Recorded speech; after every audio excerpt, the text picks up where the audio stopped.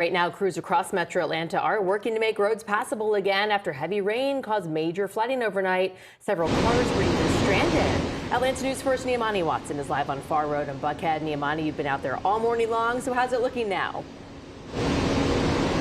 Well, the water is almost gone, and that's because crews have been out here since 9 a.m. working to clear the road. You can see them behind me here. Now, this part of Pharr Road has been blocked off all morning long, but it's not the only area that was impacted. Because I have a dog, I have to take him out often, so I came down at the night and it started. Like, you just see it just like a tiny puddle.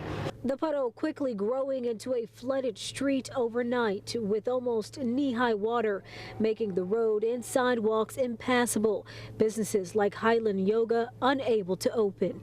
Andrew Keller, who lives on Pharr Road, says it's the worst he's seen so far. It happened last year, but it wasn't this bad. Like, I don't think I've seen it this bad. The flooding started Thursday night. Tabla manager Xavier Gomez says around 6 p.m. water started covering the floors of his restaurant. Now, if I'm here, I can do something about it. But once we close down and if it rains, there won't be anybody out here. So if the water goes in, it's going to get more damage.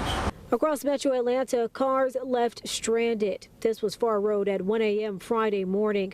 2 cars were trapped in the rising floodwaters, having to be towed away. Another car in the same dilemma at North Avenue and State Street in northwest Atlanta.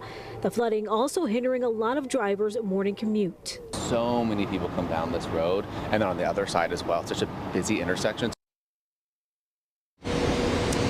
I just spoke with the manager of Tabla. He says there was water inside the restaurant this morning, but luckily there were no damages. He says they will have to delay opening today, though, until everything gets cleaned up. Live in Buckhead, I'm Niamani Watson, Atlanta News First.